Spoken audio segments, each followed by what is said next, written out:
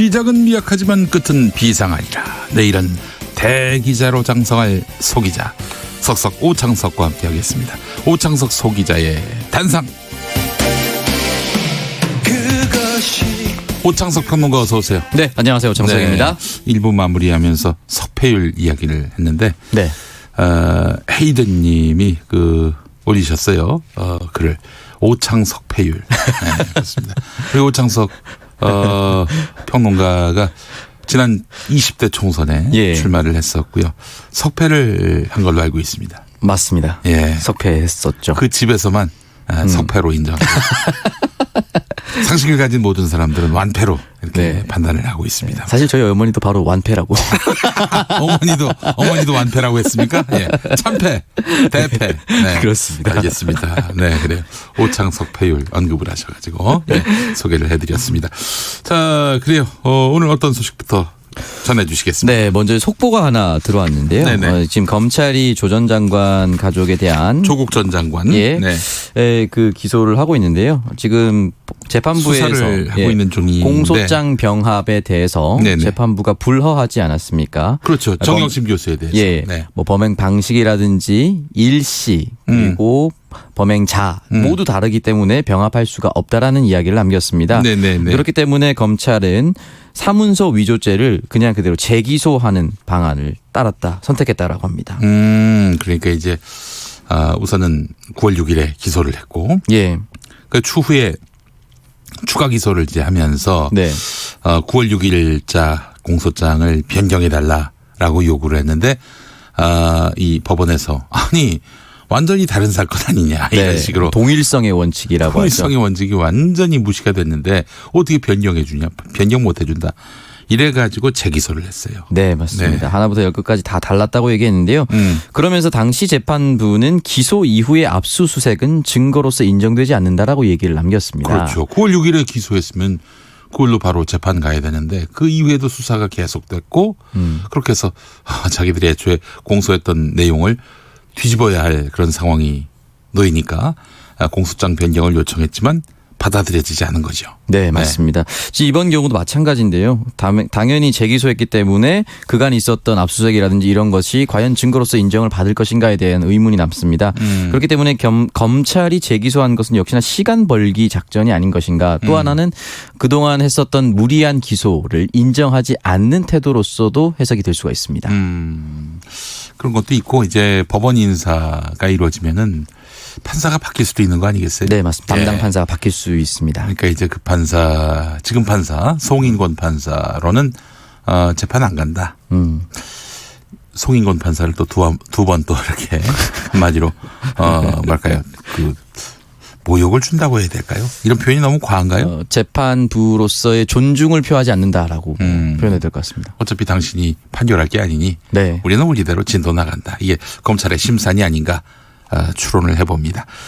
이런 가운데 보도 내용을 좀 보니까 검찰은 공소장 변경 신청 불허 결정의 부당성과 추가 기소의 불가피성에 대한 의견서를 법원에 제출했고 입시 비리라는 동일한 목적에 따른 일련의 위조, 행사, 업무방해 혐의에 대해서 병합 없이 재판을 진행하는 부분에 대해서 의견을 적극 개진했다. 한마디로 지금 송인권 판사가 잘못하고 있다. 이거 검찰에 마땅히 받아들여줘야 할 그 공소장 변경을 묵살하고 있다. 이런 얘기를 하고 있는 거예요. 받아들이지 못하고 있다라고 이제 책임을 전가하고 있는 상황인 것이죠. 네, 알겠습니다. 이거 큰 논란이 되겠어요. 정경심 사문서 위조죄 재기소 이 소식 전해드렸고 정세균 전 국회의장이 새 국무총리 후보자로 이렇게 지명됐다. 이 소식도 전해 주실 거죠? 네, 첫 번째 소식으로 준비를 했습니다. 정세균 전 국회의장, 현 그냥 국회의원이죠. 총리로서 지명이 됐습니다. 대통령이 직접 나와서 발표를 했는데요. 이렇게 될 경우에 국회의장, 만약에 인준이 통과될 경우 국회의장과 국무총리를 동시에 역임한 사람은 이전까지는 2명밖에 없었다고 합니다. 백두진, 정일권 전 총리가 있습니다. 만약에 통과가 된다면 정세균 후보가 세 번째 인물이 된다라고 하는데요.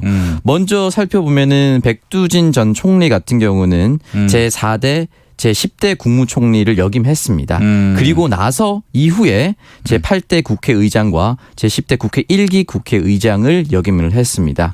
정일권 전 총리 역시 마찬가지인데요. 제9대 국무총리를 역임했습니다. 무려 6년 7개월 동안이나 아주 오랫동안 장수 총리로 기록이 되어 있는데요. 네. 그 이후에 9대 국회 1기 의장과 2기 의장을 지냈습니다. 다만 정세균 지금 후보자와 다른 점은 이 두 사람은 모두 국무총리를 먼저 역임하고 나서 그 후에 국회의장이 되었다는 점. 네. 정세균 후보자 같은 경우는 국회의장을 먼저 영입하고 국무총리 후보자로 지명이 됐다는 것이 좀 다릅니다. 네. 이에 대해서 반대하는 사람들이 있어요. 예. 이거는 삼권 분립에 위배되는 것이다. 아니 입법부에 수장을 했던 사람이 행정부에서 대통령 다음 자리로 간다는 것이 말이 되는가? 네. 뭐 이런 비판이죠. 네, 그 국가의전서열에 따라서 그렇게 이야기를 하는데요. 네. 대통령이 국가의전서열 1위, 그리고 국회의장이 2번째, 그리고 대법원장이 3번째, 헌법재판소장이 4번째, 5번째가 국무총리입니다. 6번째가 네. 중앙선관위위원장이고요. 네. 그렇기 때문에 이 역행하는 것에 대해서 비판을 하는 의원들이 많습니다. 대표적으로 이제 대한신당 소속의 천정배 의원 같은 경우는 입법부 수장을 했던 정세균 전 국회의장을 행정부 2인자로 삼겠다니요라고 이야기를 남기면서 이런 식이라면 저는 국무총리 인준투표 때 반대표를 던질 수밖에 없다고 거듭 반대 의사를 공개적으로 표명했습니다. 네. 알겠습니다. 천정배 의원이 그러하고요. 네. 정세균 이제 후보자가 이제 지명이 되면서 종로구는 이제 자연스럽게 내년 총선에서 이제 비워지게 될 가능성이 높습니다. 그렇죠. 이제 정세균 의장이 이제 국무총리가 되면은 내년 총선에는 안 나가겠다는 얘기인데. 네. 오창석 출마설이 있더군요. 아, 그 지역구를 버리기 위해서라면 네. 그 정당이 그런 그래요. 선택을 할 수 있겠죠. 예, 그래요. 오창석 씨가 나가면 석패를 할 가능성이 높기 때문에. 예. 그래요. 알겠습니다. 누가 나올 것 같아요? 서울 종로에. 일단은 사실 임종석 전 대통령 비서실장이 종로구로 이사까지 하면서 강력한 출마 의지를 불태웠다가 최근에 또 불출마 선언을 하지 않았습니까? 네. 그렇게 되면서 사실은 이제 공석이 돼버렸는데요. 이낙연 국무총리가 임기를 마치고 종로 출마를 할 수도 있다라는 이야기가 흘러나오고 있습니다. 본인은 입으로는 얘기한 적이 없습니다. 네네. 그리고 이낙연 총리가 만약에 종로로 출마할 경우에 자유한국당에서 황교안 당대표가 나와서 빅매치를 성사시켜야 된다라는 네네. 이야기가 현재 흘러나오고 있고 자유한국당 현재 종로 당협위원장이죠. 공석이라고 합니다. 공석이요. 예. 네. 알겠습니다. 이에 대해서 또 종로 구민들 중에는 불편해하는 분들도 있어요. 아니 정치 1번지 기분은 좋은데 네. 이 지역에서 일할 일꾼 대신에 정치적 상징성이 있는 인물들만 이렇게 나와 버리면은 뭐 무슨 시즌만 지나가면 또 여기 이 지역구를 뜰 거 아니냐. 또 이런 예. 질타의 목소리도 나오고 있거든요. 네, 맞습니다. 사실 많은 지역구에서 지역구의 민생을 직접 꼼꼼히 살피는 생활 밀착형 국회의원들을 모든 지역 주민들이 바라고 있습니다. 네. 사실은 뭐 거물급 인사가 오면은 그 지역이 조명을 받긴 하지만 그 의원이 오랫동안 머물면서 그 지역을 개선시키거나 발전시킬 가능성이 희박하기 때문에 종로에 있는 주민들이 불편해할 수 있는 건 역시나 공감합니다. 네. 게다가 이제 종로에 주소지를 둔 인구가 줄어가지고 이게 서대문하고 합쳐질 가능성도 지금 거론되고 있습니다. 네, 맞습니다. 선관위 선거구 획정 기준 15만 3천 명에 약간 못 미치는 것으로 현재 나오고 있습니다. 알겠습니다. 자, 이 필명이 하나인데 네. 저희가 그 님자를 붙이니까 하나님이 되네요. 네. 하나님이 김용민을 종로로 출마시켜라. 하나님이 이렇게 말씀하시면 제가 또 순종을 해야 되는가 모르겠습니다. 예. 하나님이 그렇게 말해도 정광훈 목사한테 잡혀가면 혼나지 않습니까? 예. 아니, 농담입니다, 여러분. 출마는 무슨 출마? 예, 그냥 웃기자고 해본 얘기였습니다. 네. 네. 저희 둘은 방송을 지키는 것으로. 저희 둘? 네. 오창석 씨하고 제가 같은 반열에 오른 구가 되는 거죠. 네. 똑같은 낙선자 아니겠습니까? 몇 표로 떨어졌냐는 사실 중요하지 않습니다. 야, 가만히 있어. 끝나고 나서 우리 오창석 씨 옥상에서 뵙시다. 여기 저 5층 엘리베이터 누르면 돼요. 예. 알겠습니다. 거기서 뵙도록 합시다. 예. 자, 그래요. 북한이 말한 연말 시한이 다가오고 있습니다. 스티브 비건 미국 국무부 대북 특별 대표가 어제 북한에다가 우리 지금 만나, 당장 만나 이렇게 네. 제안을 했는데 북한은 묵묵부답인 상태입니다. 네. 그래서 비건 대표가 결국 빈손으로 돌아가게 됐어요. 네, 미국의 비건 미국 국무부 대북 정책 특별 대표 현재는 국무부 부장관 인준 과정 중입니다. 북미 간의 회동을 공개적으로 제안을 했습니다. 굉장히 네. 또박또박 얘기를 하면서 네. 나에게 연락을 달라라고 얘기를 했는데요. 북한 측이 별다른 반응을 보이지 않으면서 빈손을 결국 출국할 수밖에 없게 되었습니다. 북한 같은 경우는 연말을 시한으로 잡고 있고 군사적 행동이라든지 군사 실험을 계속해서 하고 있는 입장이고 더 큰 실험이나 뭐 군사적 도발 행동을 하지 않길 바란다라는 트럼프 미 대통령의 메시지도 있었습니다. 네네. 최근에 어떤 이야기를 남겼냐면 뭔가를 하려면 나는 실망할 테고 실제로 그런 일이 벌어진다면 우리가 처리할 거다. 곧 알게 될 테니 지켜보자라고 이야기하면서 만일 적대적으로 행동한다면 모든 걸 잃을 것이다. 이러한 강경한 메시지도 남기기도 했습니다. 네. 그래서 일각에서는 이제 북한이 지금까지 메시지가 없고 대화 협상장으로 나오지 않는 걸 보면 완전히 새로운 계산법으로 접근하고 있는 것이 아니냐. 새로운 활로를 이미 찾은 것은 아니냐라는 이야기가 흘러나오고 있는데요. 그러한 조짐이 보였던 것이 중국의 왕이 외교부 부장이 방북을 했었고 최선희 외무성 제1부상이 러시아를 방문했습니다. 네네. 그렇기 때문에 북중러의 삼각 동맹 또는 이런 삼각 외교 협상을 통해서 새로운 활로를 모색하고 있는 것이 아니냐 이런 이야기가 조금씩 흘러나오고 미국 입장에서 특히나 트럼프 대통령 재선을 앞두고 있기 때문에 마음이 급해지는 건 당연할 수밖에 없습니다. 네. 북미 관계를 이렇게 방치하면 안 될 텐데 하는 생각이 들고요. 또 남북 관계도 이대로 방치하면 안 될 텐데 하는 마음이 듭니다. 어떻게든 좀 주도적으로 이 국면을 타개할 방법은 없는지 통일부 관계자들이 이제 머리를 그야말로 머리띠로 이제 막 묶고 고민하고 있는지 네. 궁금해집니다. 네, 고민하고 있을 것 같고요. 지금 북한 매체나 또 노동신문을 보면은 네. 자력 부흥, 자력 번영이라는 글자가 많이 등장하고 있다고 합니다. 네. 애초에 이제 다른 외세의 힘을 받지 않겠다. 라는 의지로서도 풀이가 되고 트럼프 대통령 입장에서는 마음이 굉장히 다급해질 수밖에 없는데요. 네네. 지금 17일 하원 규칙위원회를 보면은 탄핵안이 지금 통과될 가능성이 높습니다. 네네. 네, 제적의원의 가반 찬성이 있으면 되는데 현재 하원은 미국의 민주당이 435석 중 233석을 차지하고 있습니다. 충분히 과반을 넘길 수 있기 때문에 네네. 트럼프 대통령 입장에서는 굉장히 다급해졌습니다. 네. 혹시 트럼프 대통령이 지금 마음이 급해가지고 네. 마음이 딴 데가 있어가지고 지금 북미 관계에 대해서 별로 신경을 안 쓰고 있는 건지 싶기도 하면서 네. 그래요. 연말이 다가오네요. 우리가 초조합니다. 예. 네. 다음 소식 전해 주시죠. 네, 검사만의 특권으로 인식된 검사장 관용차가 역사 속으로 사라질 전망이 있다는 기사가 나왔습니다. 네네네. 내년도 예산안에서 대폭 삭감이 됐다고 하는데요. 이제 검찰 내 전용 차량이 34대 중에 5대만 남게 됐다고 합니다. 네. 근데 그 차는 다 어떻게 합니까? 일단은 11대 정도는 수사 지휘 차량으로 변경을 하게 됐다라고 하고요. 예. 나머지 차량은 전량 이제 쓰지 않는 것으로. 중고차 시장에 내놓겠죠.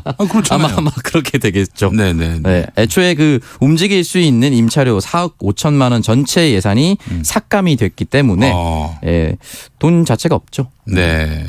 그렇죠. 아니 지금 같은 급의 이 검찰 아닌 다른 행정부 소속 외청 공무원들이 이런 차량을 제공받습니까? 그렇지 않잖아요. 네, 그래서 검사만의 특권이라고 했는데요. 이 전용 차량 같은 경우는 이제 대통령령으로 규정을 하고 있는데요. 부처 장차관 및 처장 그리고 차관급 공무원, 네. 중앙행정기관의 청장에게만 배정이 됩니다. 따라서 이제 검찰청장 그리고 대검찰청 차장검사, 부산수원 수원고검장 차량 등 5대만 공식적으로 운영할 수가 있게 됐습니다. 그동안에 그 법적 근거가 없이 운영됐던 검사장 전용 차량이 29대였다. 네, 맞습니다. 그래요.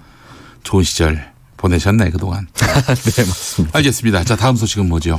네, 경찰이 이춘재 8차 사건 담당의 검사와 형사를 정식으로 입건했다라고 합니다. 당시 사건 담당했던 검사와 형사를 입건했다. 예, 맞습니다. 그래요. 예, 여기 지금 보면은 이 당시에 검거된 윤 씨는 1심에서 무기징역을 선고받았는데 그 당시에 경찰의 강압수사로 허위 자백을 했다라고 혐의를 강력하게 부인을 했습니다. 하지만 2심과 3심은 이를 모두 기각하면서 실제로 형을 살았는데요. 네. 여기에 관련된 모든 사람을 현재 전수조사를 하고 있다고 합니다. 수사에 참여한 경찰관이 51명이나 된다고 합니다. 이 중에 11명은 이미 사망을 했고 소재가 확인되지 않은 3명을 제외한 37명을 지금 현재 조사를 하고 있고 여기에 담당을 했었던 형사계장 그리고 이거를 바로바로 통과시켰던 담당 검사를 직권남용, 체포감금 등의 혐의로 입건을 했다고 합니다. 네. 다만 공소시효가 소멸돼서 형사처벌을 받지 않는다고 합니다. 아, 그래요? 예. 알겠습니다. 자, 오창석 씨 수고 많이 하셨습니다. 네, 고맙습니다. 네. 6시 20분 지나고 있네요. 라디오 정보센터 다녀오겠습니다. 오늘 정한나 씨가 준비했습니다. 문재인 대통령이 정세균 전 국회의장을 국무총리로 지명했습니다. 여당인 더불어민주당은 환영 입장을 밝혔지만 야당은 전직 입법부의 시장이 행정부의 2인자인 총리로 지명된 데 대해 우려를 나타냈습니다. 신임 국무총리에 지명된 민주당 정세균 의원이 국가가 안팎으로 어려운 시기에 총리라는 중책에 지명돼 무거운 책임감을 느낀다며 경제 살리기와 국민 통합에 주력하겠다고 말했습니다. 4+1 협의체 즉 민주당과 바른미래당, 정의당, 민주평화당, 대한신당이 오늘 밤 9시 원내대표급 회동을 벌여 선거법과 공수처법 등 패스트트랙 안건에 대해 논의할 것으로 알려졌습니다. 더불어민주당과 정의당은 어제 자유한국당 지지자들이 국회에 대거 진입해 폭력 사태가 벌어진 것과 관련해 황교안 대표 등을 경찰에 고발하기로 했습니다. 자유한국당이 오늘 국회 경내에서 이틀째 공수처법, 선거법 날치기 저지 규탄 대회를 연 뒤 국회에 외부인 출입 통제로 정문 밖으로 이동해 집회를 이어갔습니다. 바른미래당 오신환 원내대표는 민주당의 석패율 폐지, 이중등록제 도입 주장은 후원무치에 극치라며 당리 당략을 앞세운 후원무치의 끝판왕과도 같다고 비판했습니다. 중국과 러시아가 유엔 안전보장이사회에 대북 제재를 완화하는 내용을 담은 결의안 초안을 제출한 데 대해 외교부가 주요 안보리 이사국들과 긴밀히 소통하면서 관련 사항을 주시하고 있다고 밝혔습니다. 조국 전 법무부 장관 측은 조 전 장관이 유재수 전 부산시 경제부시장에 대한 청와대 감찰 중단 의혹과 관련해 어제 검찰 조사에서 자신이 기억하는 내용을 충실히 얘기하고 당시 조치에 대한 정무적 최종 책임이 자신에게 있다고 말했다고 밝혔습니다. 지금까지 정보센터 뉴스였습니다.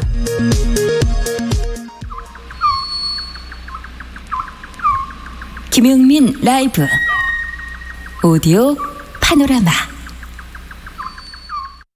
주인이 내는 세금으로 움직이는 국회에 들어오겠다는데 이 국회 문을 걸어 잠그는 행동 잘못된 것입니다. 국민에게 활짝 열린 국회. 그런데 심재철 자유한국당 원내대표가 국회 경내로 받아들이자고 한 국민은 과연.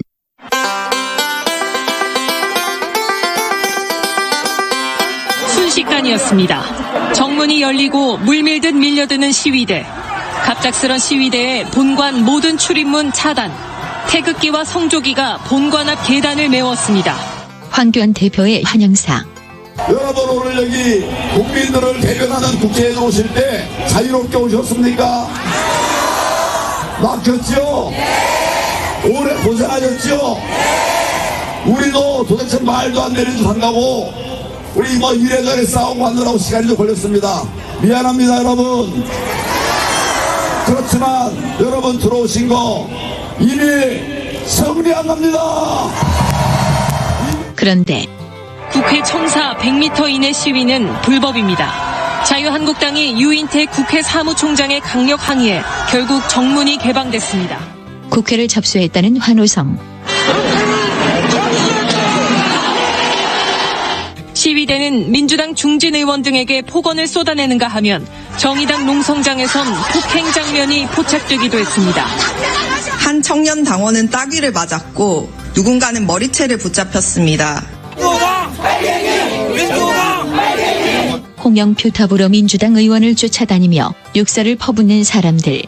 국가 민족을 배신한 놈아. 이북으로 가. 이북으로 가. 시켜. 그렇게 좋으면 이북으로 가. 할 줄 아는 말이 욕밖에 없다는 홍 의원의 탄식. 욕 말고는 할 줄을 모르고.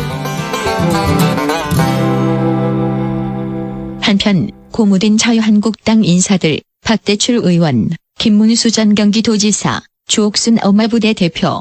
지금 본관 앞에 지금 많은 국민들이 지금 이 엄청난 이 자유의 행렬이 시작되었습니다. 국회는 여러분의 안방입니다. 그러니까 불편하게 생각하지 마시고 앞자리에 와서 편안하게 그냥 계시면 돼요. 문재인 앞잡이 문희상은 당장 처단해야 됩니다. 이들의 극렬 폭력 시위에 고무된 사람은 또 있었으니 바로 황교안 당대표. 여러분이 이겼습니다. 여러분 애쓰셨습니다. 감사합니다. 사태가 심각해지고 폭력 시위를 방조 또는 조장했다는 비난이 일무렵. 황교안 대표. 시위대에게 해산을 요구하는데 다 끝났어요. 저를 따라 내려갑시다. 예, 소리 지지 말고 조용히 저 따라 내려갑시다. 한민수 국회 대변인. 특정 세력 지지자들이 국회를 유린하다시피 했습니다. 있을 수도 없고 있어서도 안 될 일이 급기야 벌어졌습니다. 과거 정부 때엔 용납 못했을 일. 황교안 국무총리가 불법 폭력 시위에 일침을 놓은 말. 국격을 떨어뜨리는 후진적 행태임과 동시에 우리 법질서와 공권력에 대한 중대한 도전이므로 이는 결코 용납될 수 없습니다.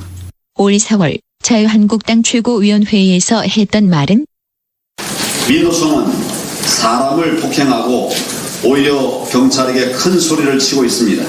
주어만 살짝 바꾸면 자유한국당은 사람을 폭행하고 오히려 경찰에게 큰 소리를 치고 있습니다.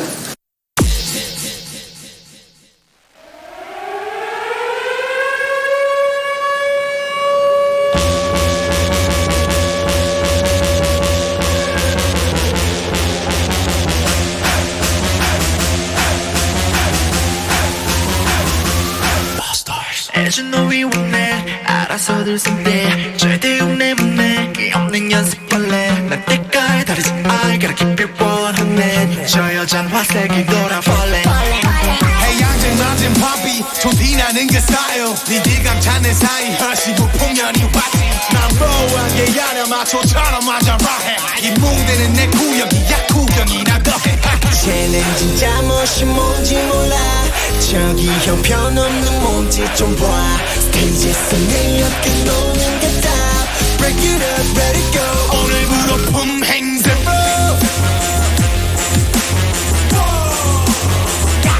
품행세로 Everybody say it 멀쩡한 날이었지 Follow me now 학발이 약발이야 야라리 야라리야 오늘부로 품행세로 Follow me now 학발이 약발이야 야라리 야라리야 손 들어만 세요 젊어서 노세요 알겠으면 세요 에요, 에요. 어렸을 땐 나쁜 짓 많이 해보니 대충 그런 방식 It's time for some action Hey brother 잘 봐도 진짜 깔롱 대륙열도 한반도 왜 사는 우리 타일러 따라해봤자 모조리 아니 원더 stupid dummy 진작에 좋은 척꼭 깨면 끝이 났지 쟤는 진짜 멋이 뭔지 몰라 저기 형편없는 몸짓 좀 봐 스테이지에서 내 어깨 놓는 게 다 Break it up, ready go 오늘부로 품행세로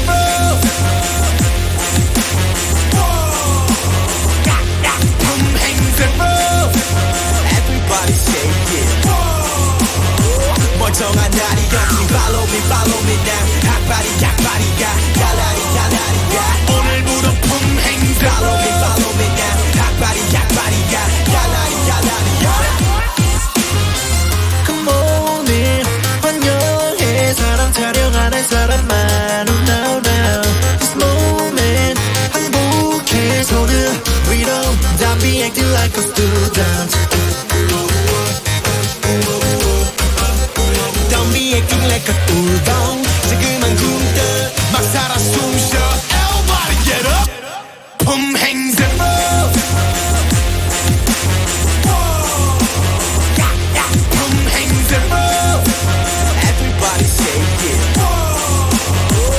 진정한 날이었지. Follow me now. 약발이야.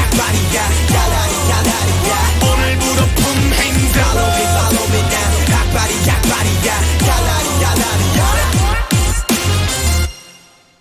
딱 6시 30분 됐습니다. 오디오 파노라마 후에 들으신 노래는 블락비 바스타즈의 품행제로였습니다. 품행제로. 자, 오디오 파노라마 들으시고 의견 보내주신 분들 계신데 7555번 쓰시는 분. 한국당 집회 틀린 말 하나도 없네. 진행자 호스트 분들 당신들도 북한이 좋으면 편파 방송하지 말고 북한 가서 살지요. 네, 이런 의견 보내셨어요. 네, 제가 정말 몰라서 그런데 북한 가서 사는 게 벌인가 봐요. 네, 그게 벌인가 봅니다. 제가 잘 몰라서 궁금해서 여쭤보는 겁니다. 네, 1417번 쓰시는 분. 국회의원은 법 위에 있습니까? 왜 자유한국당이나 그 비호 세력은 범법 행위를 밥 먹듯이 하는데 수사당하거나 처벌받는 사람은 아무도 없나요? 네, 법은 서민만 지키고 서민만 지키지 않을 경우 제재당하는 수단인 것 같아서 박탈감이 크네요라고 하셨습니다.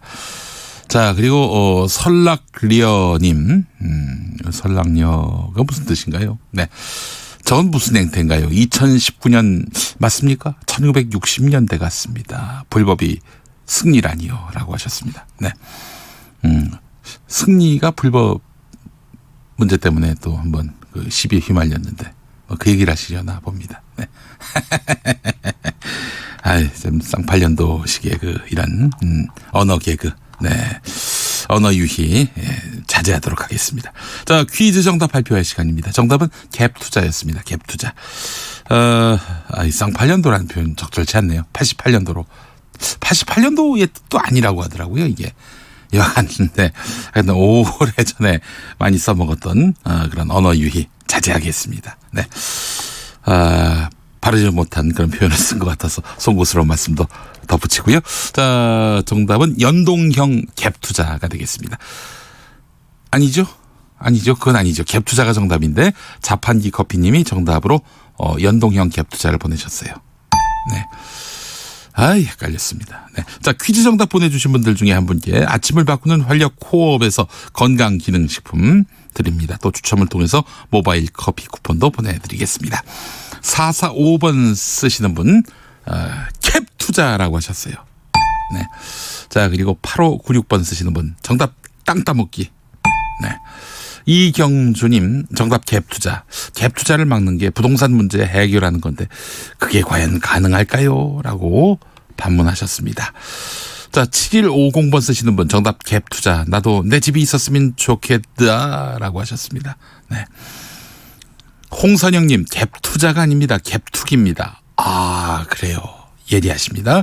8056번 쓰시는 분, 갭투자 1가구 1주택 되는 그날까지 전 국민이 한 가구당 한 개 주택만 보유할 수 있다면 이 나라에 집 없는 서민은 없죠. 네, 주택 보급률이 100%가 넘었어요. 네, 이미 그 2000년대 말입니다. 네, K7603 7305 계정 쓰시는 분, 투기 심리는 결국 경제 정의를 망치고 복지 국가로 가는 걸림돌이 됩니다. 더불어 사는 지혜가 필요한 때입니다. 정답 갭투자 하면서 하트 모양 보내셨어요. 고맙습니다. 자, 2183번 쓰시는 분, 정답은 갭투자입니다. 그런데 캡은 상한선을 의미하는 단어입니다. 국방수권 법안은 임의로 줄이지 못하게 하는 것이기 때문에 캡과 같은 상한선 제한이 아니라 장판과 같은 하한선 제한입니다. 제가 그 앞서서 정상근 기자 코너에서 캡을 씌웠다라고 얘기했는데 아니에요. 캡 투자하고 상관없어요. 왜 지금 연동형 비례대표제 이야기하면서 지금 선거법 논의 과정에서 캡을 씌운다. 그때 그 캡인데? 그래요.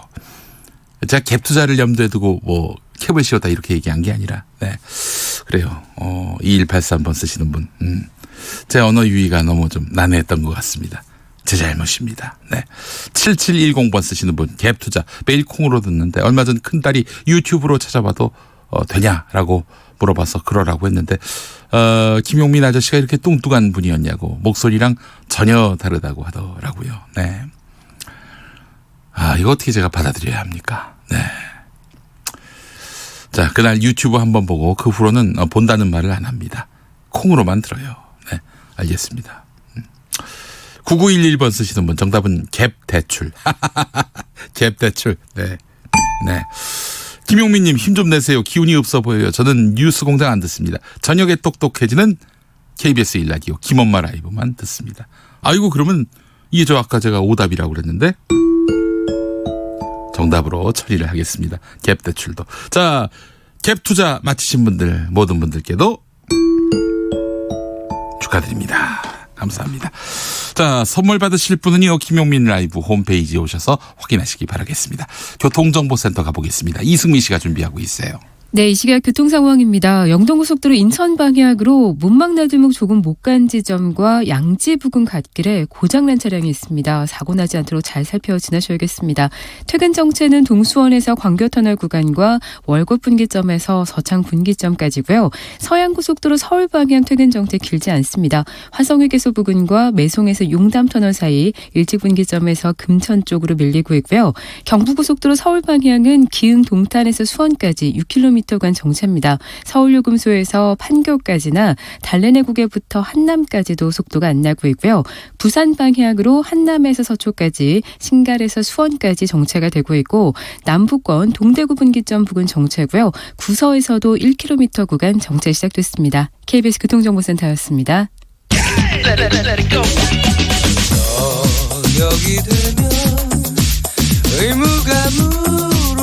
김용민 라이브를 듣고 계시죠?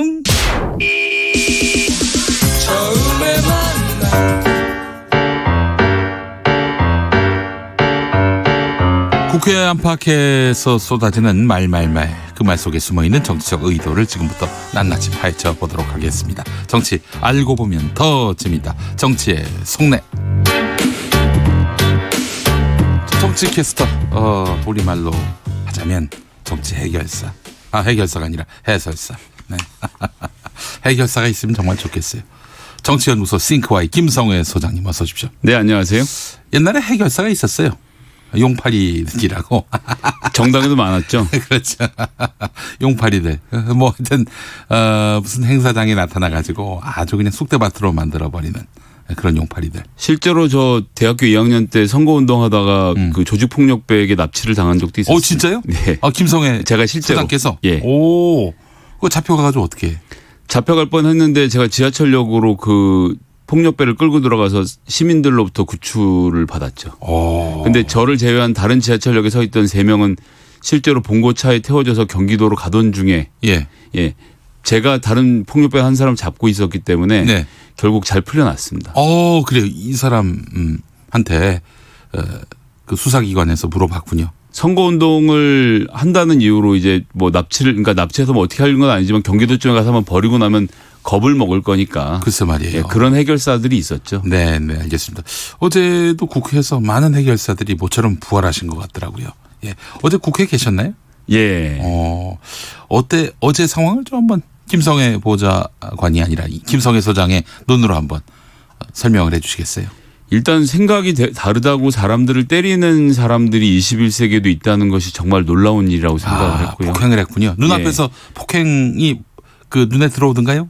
제가 직접 보지 못해 그렇게 무서운 사람들 근처에 가는 건 위험한 일이니까요. 예, 좀 멀찌감치 떨어져서 이 흐름만 봤는데요. 네네네. 실제로 정의당도 그랬고 네. 서른 의원도 폭행을 당했다고 하고요. 예, 그런 것들은 사실은 있으면 안 되는 일이죠. 예. 게다가 이제 빨갱이라고 때렸다는 거 아닙니까? 예, 뭐 정말 있을 수 없는 일이었고 이 문제와 관련돼서는 때린 사람, 네. 그리고 불러들인 사람, 그리고 행사를 주도한 사람들은 법적인 처벌을 반드시 받아야 된 문제라고 생각을 합니다. 네.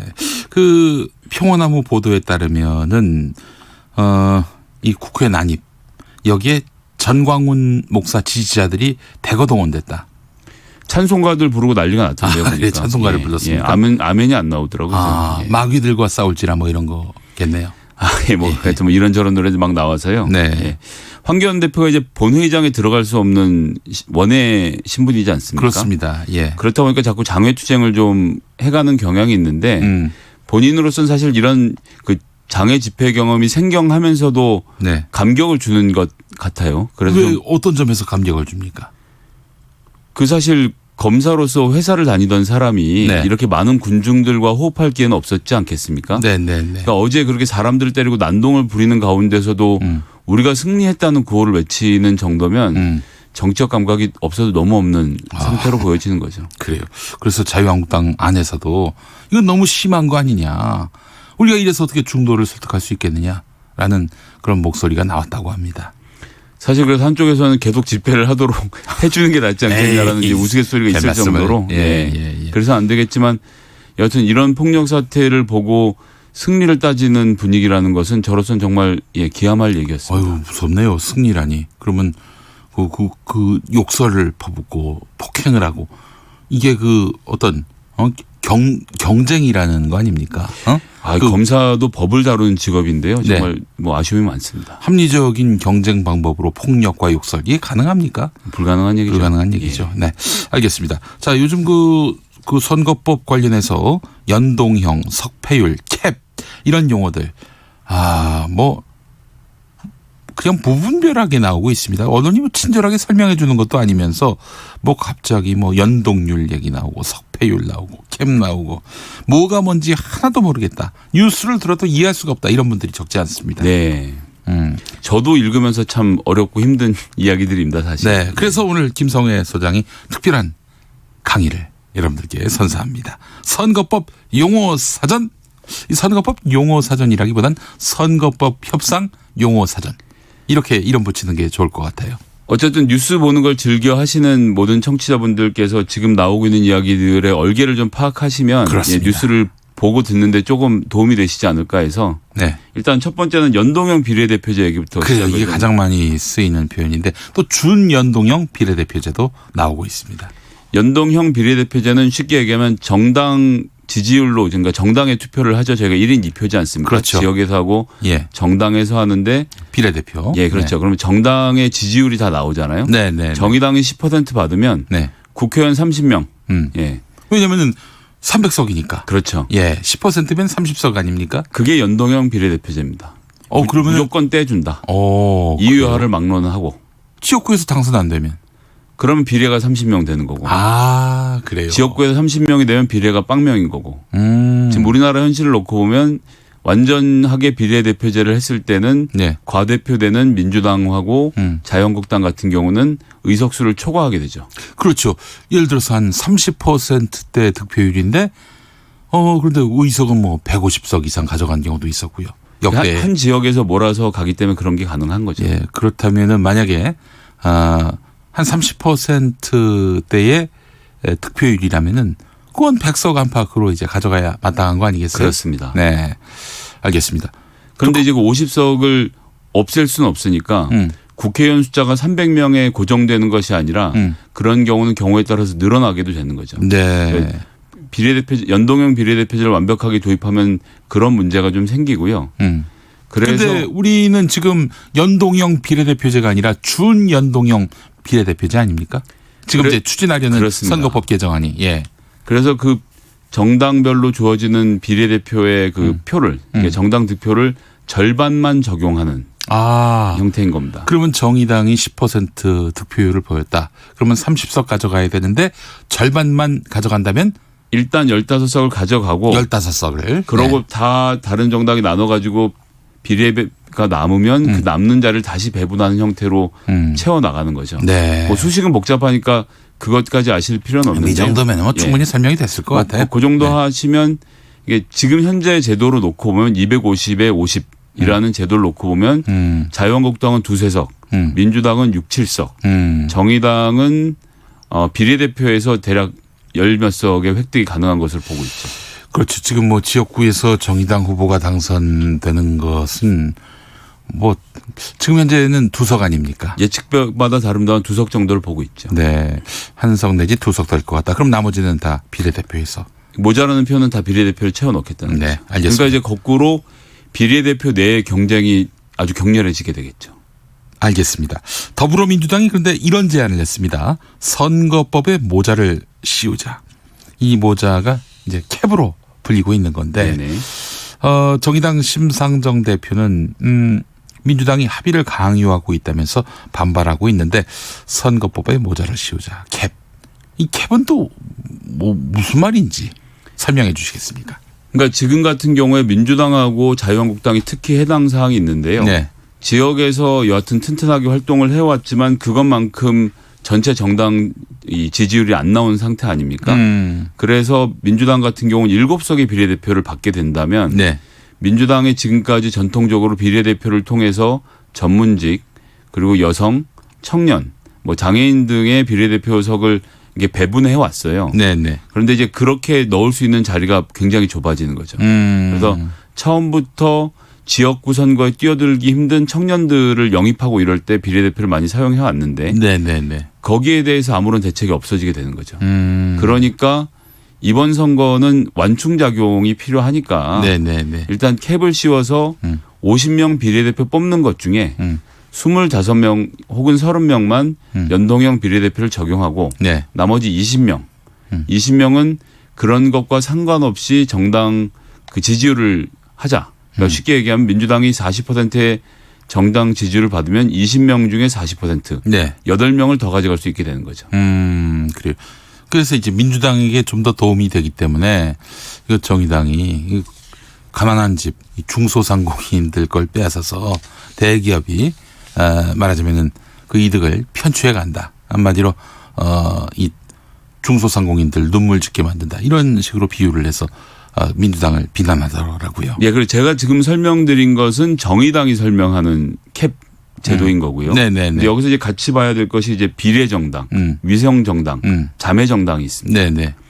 이건 뭐냐 하면 민주당이 정당 지지율이 현재 여론조사로 보면 40% 안팎 나오는 거 아닙니까? 네네네. 그럴 경우를 가정하면 그 40%가 비례대표 50석 중에 가져갈 게 거의 없단 말이에요. 그러니까 이제 사람들이 정당 투표를 민주당에 해도 소용이 없네 이런 마음이 생길 거 아닙니까? 예. 그럼 정의당이 그걸 세일즈 포인트로 삼아서 거긴 가봐야 소용없으니 어차피 비례대표 민주당 찍어봐야 소용없다. 그 사표가 되니까 저한테 정의당 주시면 한 올 전부 다 표가 됩니다. 이렇게 설득을 하겠죠. 네네네. 그럼 민주당은 정의당에게 정당 지지율을 뺏길 가능성이 있는 거죠. 그럴 때 예를 들어서 우리 김용민 PD님께서 네. 이 뭐 라디오는 접으시고 총수로 나서는 겁니다. 제가 당명은 정해놨습니다. 민주당과 더불어. 예. 더불어민주당의 위성정당을 만드는 거죠. 예. 그래서 더불어 용민주당. 예, 뭐 그렇게 할 수 있죠. 예. 괜찮네요. 더불어용 민주당 이렇게 정해서 예. 민주당의 그 비례대표는 저희한테 주십시오라고 해서 예를 들어서 정말 이게 얘기가 되면 혹은 자유한국당이 우리공화당하고 전략적 연대를 하겠다라고 선언을 하고 자유한국당의 비례대표를 전부 다 우리공화당의 줄을 세워서 출마를 시키면 그래서 정당 지지율에서 20%를 받으면요. 네. 지금 현재 계산으로는 25에서 7석 정도를 그 정당이 가져갈 수 있게 됩니다. 아니 뭐 굳이 뭐 우리공화당하고 연계할 것도 없이 자유한국당이 따로 별도의 위성정당을 만들 수도 있는 거 아닙니까? 자유와 한국당. 자유와 한국당. 그러니까 이제 그 홍준표 대표가 얘기하는 자매정당의 홍 대표가. 예. 그러니까 이인영 대표가 하는 얘기가 그런 위험이 있으니 일단 30이나 25석에서 캡을 씌워서 그 안에만 연동형 비례대표제를 하게 하자. 네. 이렇게 할 경우에는 지금 얘기하는 자매정당의 출현 가능성이 확 낮아지거든요. 그래서 이제 비례정당은 사실은 지금 현재 제도로서는 맞지 않는 거죠. 거꾸로 얘기하면 그 더불어민주당의 이 항의가 되는 게 네. 40%의 정당 지지율을 받는데 비례에서는 40%를 못 가져간다면 네. 그것이 억울하다라는 이야기가 사실은 꼭 그 소용없는 얘기가 아닌 거고 민주당에 찍은 40%의 사람들은 사표가 되니까 이 표를 다른 데로 돌려야 되는데 이 표를 어디로 가져갈까라는 심리를 할 때 민주당이나 자유한국당과 협의하지 않고 경선에서 탈락한 인물들 중심으로 네. 해서 위성정당을 만드는 것을 선거법상으로는 제재할 방법이 없죠. 그러면 이쪽으로 비례대표가 넘어가고 이 사람들은 아마 선거 공약으로는 당선 직후에 선거 직후에 그 민주당과 합당하겠다, 자유한국당과 합당하겠다는 이야기를 하면서 비례대표가 매우 혼란해질 가능성이 있는 겁니다. 아, 그래요. 아이고, 복잡한 셈법이 있었네요. 그래서 이제 사실은 이런 복잡한 얘기까지 나오기가 어렵기 때문에 자꾸 선거법이 산으로 가고 있는 거죠. 알겠습니다. 자, 이런 가운데 봉쇄 조항. 이것도 지금 막 뉴스에서 등장하는 단어입니다. 봉쇄 조항이 무슨 말입니까? 독일은 이제 5%를 봉쇄 조항으로 두고 있는데요. 그러니까 득표율 5%를 정당 지지율이 5%를 넘어야 이제 의석을 줄 수 있다는 거죠. 비례대표 표를 나눠줄 수 있다 이렇게 되는 것이고요. 3%만 하더라도 완전한 형태의 비례대표제라면 연동형 비례대표제면 9석을 가져가는 거거든요. 3%만 넘어도? 예. 지난번에 전광훈 목사가 이끄는 기독자유당, 그때는 기독자유당이었나 모르겠는데 하여간 2016년 총선 때 네. 2.6%대 득표를 얻어가지고 바로 그겁니다.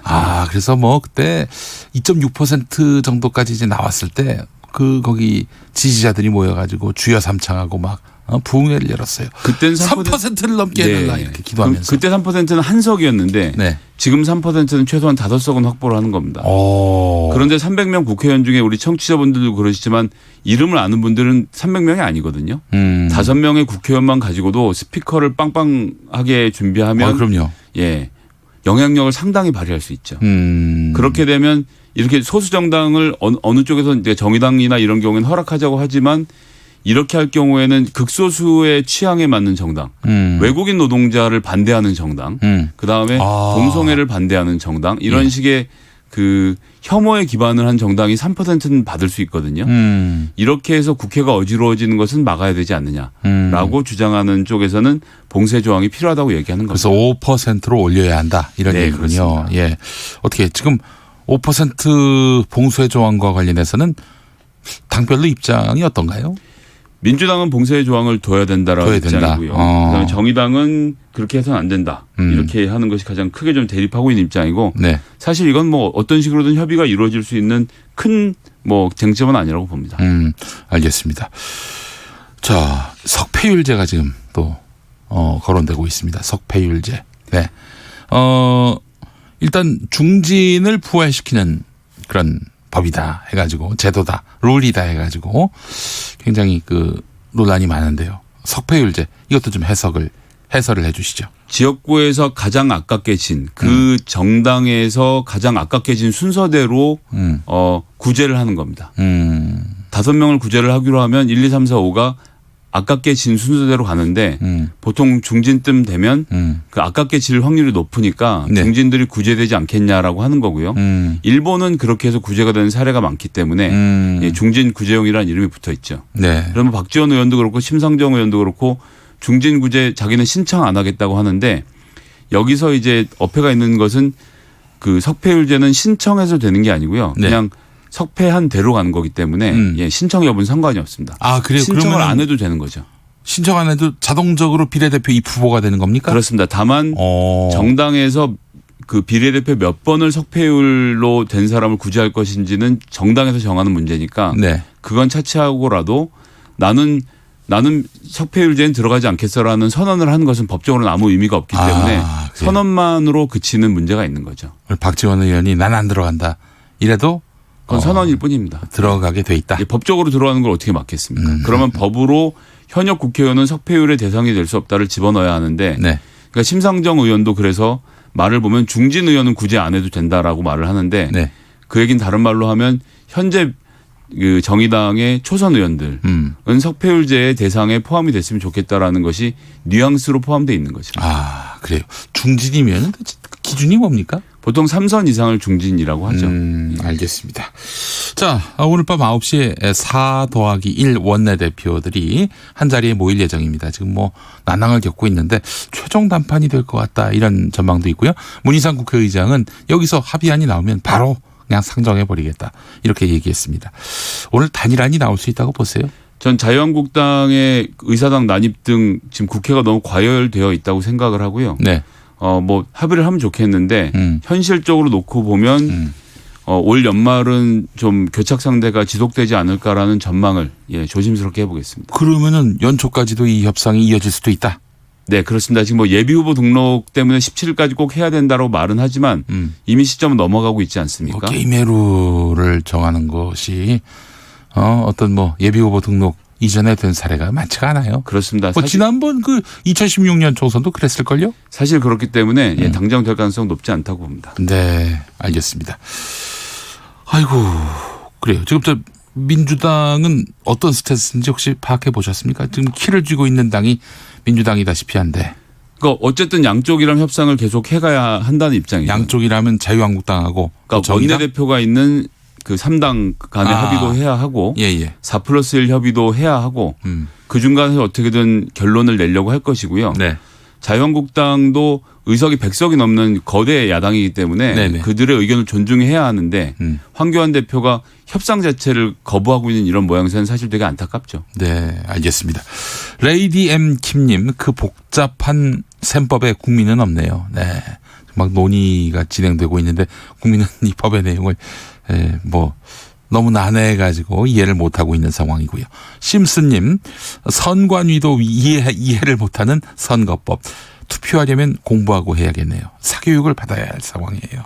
일단 국민들께서는 본인이 원하는 투표를 하시면 표계산은 이루어질 것이기 때문에 공정하게 되는 데는 제가 보기엔 문제가 없을 거라고 보고요. 네. 세부적인 협의는 해가야 하는데 이게 이렇게 지지부진하고 처음에 못하고 지금 하는 이유는 역시나 여론 때문입니다. 네. 여론이 지지하는 쪽으로 가게 되겠죠. 네, 알겠습니다. 자, 정치연구소 싱크와이의 김성회 소장, 오늘 말씀 잘 들었습니다. 감사합니다. 네, 김용민 라이브 오늘 순서 여기까지입니다. 내일 5시 5분에 돌아오겠습니다. 좋은 저녁 보내세요.